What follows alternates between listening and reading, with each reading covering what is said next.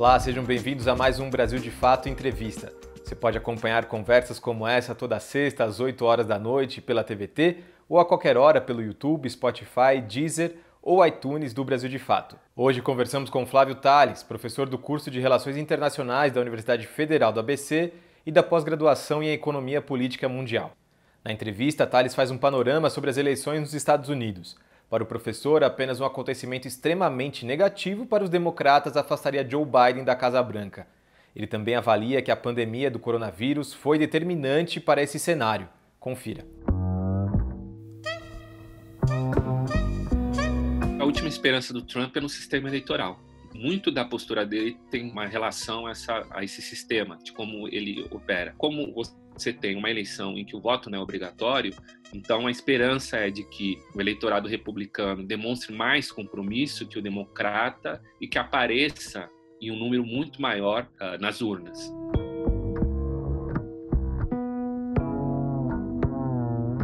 Toda eleição nos Estados Unidos, né, ela meio que tem um padrão, assim, que é, por exemplo, você tem estados que votam nos democratas, e isso a gente percebe ao longo de uma análise histórica. Então, o estado da Califórnia, o estado de Nova York, o estado de Illinois, né? Ao mesmo tempo que tem outros estados que tradicionalmente votam no Partido Republicano, como o estado do Texas, o estado do Arizona, né? E, ao mesmo tempo, tem o que eles chamam lá de os swing states, né?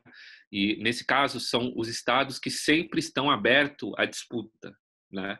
Então, nesse caso, a Flórida, tradicionalmente, é esse swing state, né? O estado pêndulo. Então, é o estado onde sempre tem essa disputa. Então, se a disputa está fechada no estado de Nova York ou em outro estado que tradicionalmente sempre fecha com o Partido Republicano, nesses outros estados sempre estão abertos a essa disputa, mas principalmente o caso da Flórida. Sempre é esse estado que ele nunca fecha ou com republicanos ou com democratas, e ao mesmo tempo ele tem um número de delegados que é relevante. O problema é o que eu acabei de mencionar, é que ele está perdendo em estados que tradicionalmente votam no Partido Republicano, que é o caso do Arizona e o caso do Texas. Não sei como vai ficar o Texas em relação a essa posição do Biden sobre matrizes energéticas. Pode ser porque está bem equilibrado lá, né?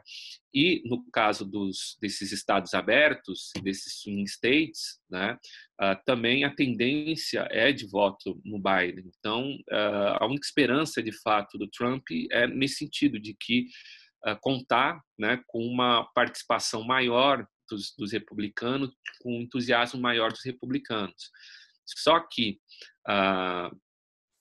por conta da Covid, o que aconteceu esse ano é que, e acho que você deve ter acompanhado, aconteceu o voto antecipado através do correio, e também já tem as urnas que já estão operando, né, e já tem gente votando, mesmo não sendo pelo método do correio.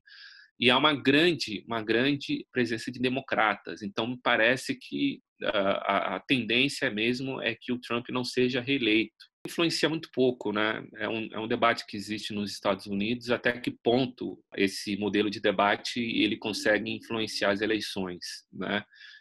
E o que dá para perceber é que, para o debate ele ter algum tipo de impacto, é necessário que ele esteja articulado com outro tipo de evento, né, um evento político. Então, seria necessário, por uma virada do Trump, um evento político extremamente negativo para os democratas, e aí associado a esse debate, e no debate ele exploraria esse evento que teria um impacto negativo para o candidato do Partido Democrata.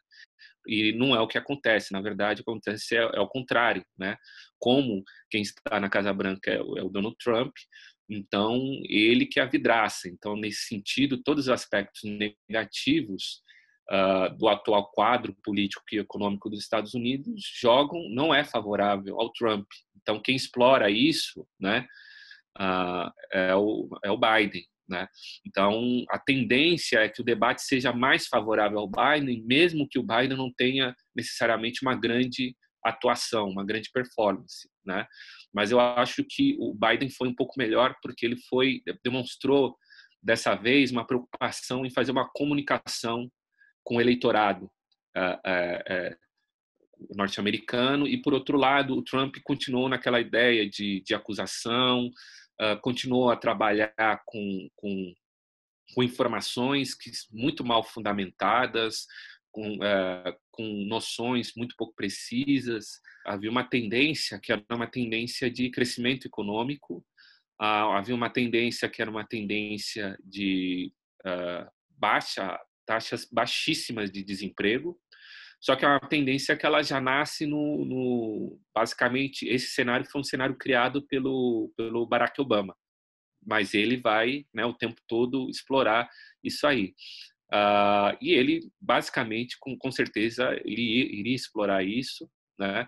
Às vezes ele até comenta essa questão quando ele diz, por exemplo, que a economia estava bem até o momento em que tivemos a pandemia, né?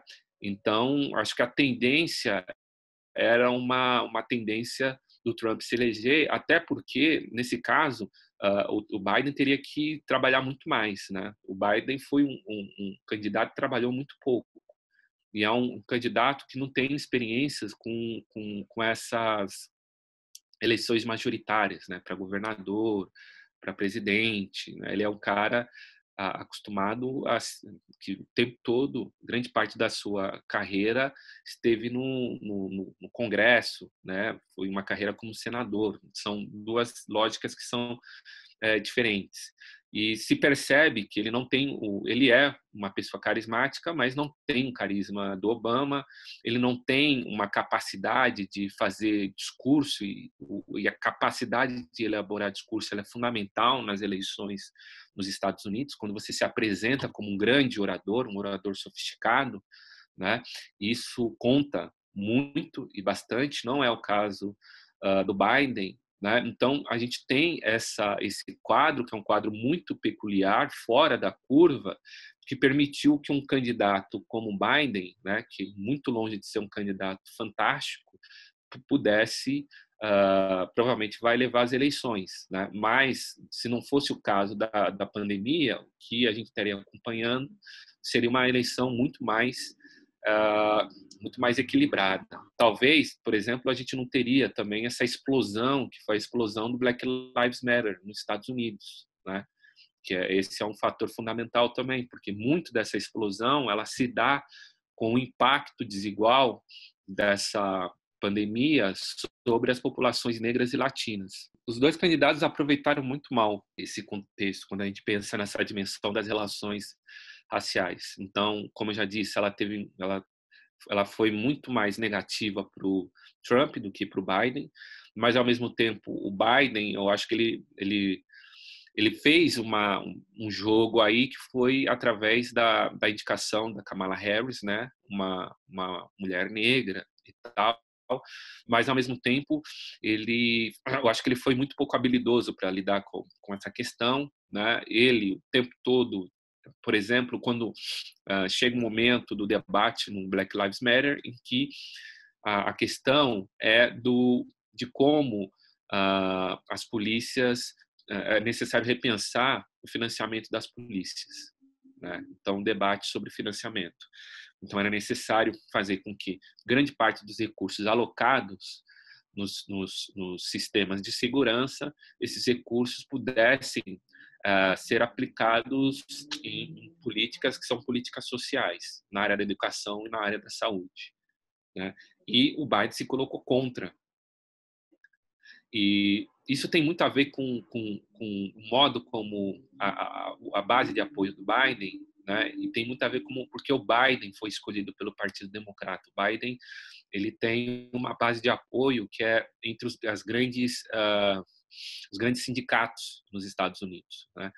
Há um problema em todo o mundo de enfraquecimento de sindicatos, mas tem alguns sindicatos que eles são extremamente fortes, tem um grande lobby e tal, e entre esses sindicatos, os sindicatos dos policiais, né?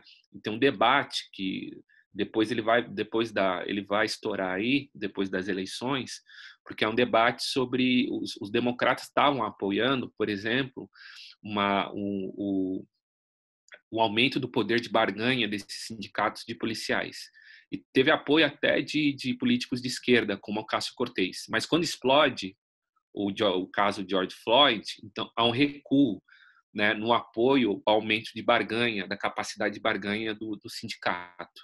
Né? O pessoal da esquerda retira o apoio da esquerda democrata, mas no caso do Biden, o Biden mantém, né, esse apoio ao sindicato dos policiais. Então, ele é um cara que tem essa base nos sindicatos, né, e ele é um cara que apoia o sindicato dos policiais. E isso compromete quando se pensa a questão das relações raciais nos Estados Unidos, porque o que se identifica é que grande parte das desigualdades elas passam pela questões associadas à segurança, né? O modo como as polícias abordam as comunidades negras. Não só isso, tem questões associadas, por exemplo, dos operadores da justiça, de como o racismo atravessa a abordagem dos promotores, né, a abordagem, as decisões dos juízes nos Estados Unidos, né?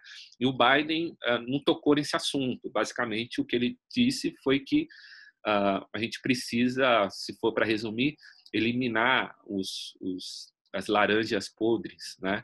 Eu não sei como que é, se é maçã, laranja, mas é de que isso é um problema de alguns policiais, né? De que a polícia ela não é racista, né? Então ele tentou fazer um jogo demonstrando que há um racismo sistemático, mas esse racismo sistemático ele não está presente nas forças policiais. Né? Então ele teve um discurso, discurso que foi bem complicado também. Em relação ao Donald Trump, o Donald Trump não somente apoiou os policiais, né, mas ao mesmo tempo procurou enquadrar o Black Lives Matter como um grupo de baderneiros e se propôs a utilizar forças, né,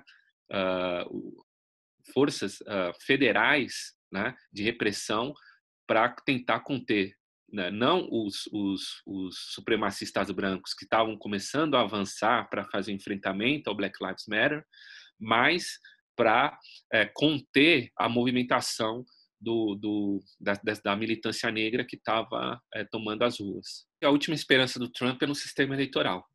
Então, muito da postura dele tem uma relação a esse sistema, de como ele opera, né? Ou seja, então ele continuou a utilizar um tipo de discurso pouco fundamentado, mas um discurso extremamente ideológico no sentido de manter energizado aí a base, que é a base mais dura, o núcleo duro da base trumpista, que são cerca de 25% a 30% do eleitorado.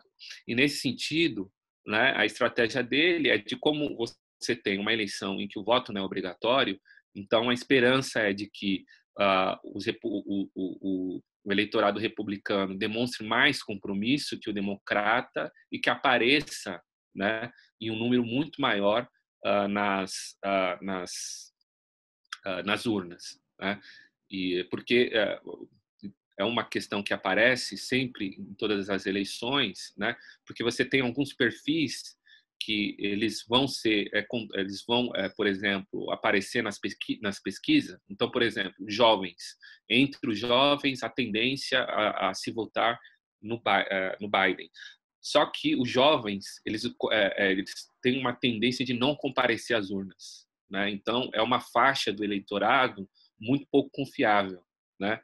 E esse, por exemplo, era uma fragilidade da candidatura do Bernie Sanders, porque ela era muito jovem, né?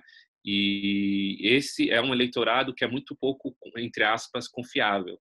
Então, a esperança no Trump é de contar com esse eleitorado, que é um eleitorado mais velho, um eleitorado idoso que sempre comparece, né? Eles têm bastante estímulo do Trump, né? E esse estímulo ele não é recente, ele vem desde do período Obama. O Trump algo que aproxima o Trump desses grupos são as fake news, né?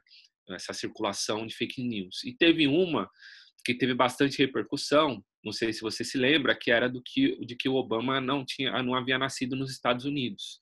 Então, a direita, o tempo todo, perguntava ao Obama, pedia para o Obama mostrar a imagem, né, do que seria a certidão de nascimento dele. Porque se ele não era um cidadão americano, ele não poderia ser presidente. Então, essa foi uma teoria, né, da conspiração que ela circulou bastante entre a direita nos Estados Unidos. E o Trump começou, né, ainda não como candidato republicano, mas talvez já pensando numa estratégia futura, começou a trabalhar, né, o tempo todo pedindo para que Obama revelasse a certidão de nascimento dele, né? Até que Obama, de saco cheio, falou: oh, tá aqui, satisfeitos? Mas isso foi importante porque ele foi se aproximando, né, e galvanizando essa base que é uma base basicamente supremacista, né? Então, antes mesmo das eleições, ele já se aproximava dessas figuras e esse é o momento aí final do governo Barack Obama em que esses supremacistas eles recuaram em cerca de 70% no final dos anos ali na década de 1960, a era do Martin Luther King. Só que eles recuaram 70%, mas eles sempre estiveram presentes, sempre foram atores políticos nas eleições locais, principalmente no sul dos Estados Unidos e tal. E eles começaram a ganhar novamente espaço com a guerra ao terror, né? A guerra ao terror, com todo o discurso nacionalista e tal, reenergizou as redes supremacistas brancas. E elas foram reenergizadas com dois eventos: a guerra ao terror e a eleição de um presidente negro. E aí esses caras começam a ganhar terreno, né? O que o Trump meio que oferece, né, é uma abertura ao mainstream da política norte-americana para o retorno, né? Eles faziam parte do jogo político local. O que aconteceu recentemente, que eles voltam ao cenário nacional. E isso tem muito do estímulo do Trump, né? Então, provavelmente com a derrota do Trump, é bem provável que haja um recuo. Haja um recuo, mas não tão grande, né? Porque como é uma força política, enquanto uma força política que ganhou terreno, eles não vão recuar de uma hora para outra. Eles vão continuar a atuar. Mas o fato de você ter um presidente que o tempo todo ele está ali flertando, né? Eu até considero, para mim, eu considero o Donald Trump um cara supremacista, né? Porque tem toda a atuação dele, a trajetória dele, que é marcada por vários atos de racismo, e o fato de ele estar energizando essas redes e de colocar um supremacista branco, que é o Steve Bannon, para tocar a campanha dele, isso faz dele um supremacista. Essa questão do Black Lives Matter, que basicamente é uma questão sobre o papel da polícia, né, na repressão às comunidades negras. Ela está se encaminhando para isso. Então, o que é possível perceber é que isso vai continuar em disputa, né? Quando o movimento Black Lives Matter estava mostrando toda a sua força nas ruas, né? Eu já, conversando com colegas, já apontava o seguinte: uma coisa é você ir para a rua, outra coisa é você transformar todas essas forças das ruas em políticas, né? Traduzir isso em políticas, em ações eficientes contra as ações violentas das polícias nos Estados Unidos. Isso vai continuar em disputa e tem a ver com o que eu havia mencionado anteriormente, né? Essa questão do poder de barganha dos sindicatos policiais, né? Então, o Biden apoia isso, né? E provavelmente a esquerda, o que pode acontecer numa vitória do Biden é que a esquerda a gente possa ter um enfrentamento, não necessariamente entre republicanos e democratas, mas intrademocratas, entre o Biden com essa posição de apoio, né, não um apoio oficial, né, mas de tentar demonstrar que não há um racismo sistemático da polícia e de apoiar esses sindicatos, e de uma esquerda tentando criar aí nessa discussão sobre o papel dos sindicatos, porque na verdade é um projeto sobre os sindicatos. Eles estão pensando sobre como que o sindicato como que vai ser estruturado o sindicato dos policiais. Então, nesse debate, é muito provável que os democratas de esquerda, em relação às ações de violência, eles tentem colocar um dispositivo aí, que é um dispositivo no sentido de a polícia passar a se responsabilizar por esses atos violentos. Não sei se deu para entender, mas a gente provavelmente com a vitória do Biden vai ter um enfrentamento que pode acontecer entre os democratas, porque é um racha, não é um racha, não é um termo adequado, mas esse enfrentamento ele está se dando desde 2016 com Sanders, e eles têm aumentado e provavelmente eles vão aumentar a participação, porque é algo muito pouco discutido nas eleições norte-americanas, que o fato de o Sanders ter perdido não quer dizer que a esquerda ela está ali se articulando para ganhar espaço nas eleições pelo Congresso, utilizando a estratégia deles é utilizar os distritos que são sempre distritos que os democratas ganham para na verdade a estratégia é nas primárias democratas. Então os democratas de esquerda vão disputar com os democratas mais mainstream. Alguns democratas de esquerda ganharam desses democratas mainstream, e como eles estão num distrito que tradicionalmente votam nos democratas, provavelmente eles vão ser eleitos para o Congresso. Então, vai ter um aumento dessa esquerda no Congresso. Um deles é um Bowman, né, que vai ser eleito, provavelmente vai ser eleito para o Congresso. É um cara de esquerda, ele está concorrendo, né, ao Congresso, e a partir ele está muito trabalhando junto com o Cássio Cortez, que é nessa estratégia dos democratas de esquerda nas primárias tomarem o espaço dos democratas mais moderados. Então tem uma tensão que não é entre republicanos e democratas, é no interior do Partido Democrata. Tem um comentário do Ernesto Araújo, já foi um tempo atrás, que teve muito pouca repercussão, né? E ele falou sobre o que aconteceria se o Biden levasse. Basicamente, o que ele disse é que o alinhamento continuaria.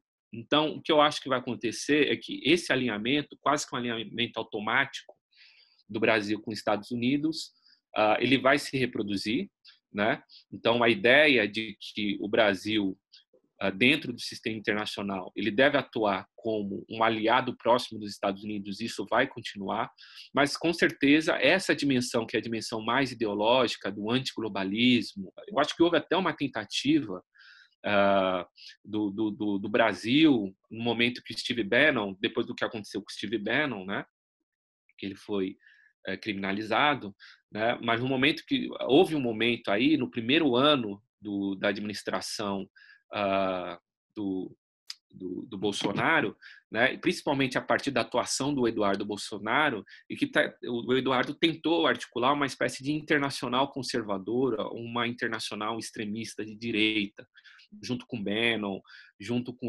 o Orbán na Hungria, né, essas figuras que são figuras mais conservadoras e que se posicionam contra, principalmente, as agendas de direitos humanos nas organizações internacionais. Isso, com certeza, o Brasil vai ter que recuar, e porque o Biden já anunciou isso, de que vai ser muito forte no sentido de fazer com que o Brasil apoie os direitos humanos nas organizações internacionais. Então, essa dimensão ideológica, ela vai recuar, mas o alinhamento automático vai continuar, porque é interessante para os Estados Unidos, independentemente de quem seja democrata ou republicano, que haja esse alinhamento com uma potência regional que é o Brasil. Você acabou de acompanhar a entrevista com o professor de Relações Internacionais, Flávio Tales. Confira mais entrevistas como essa pelo YouTube, Spotify, Deezer ou iTunes do Brasil de Fato, ou toda sexta às 8 horas da noite na TVT. Nos vemos na semana que vem.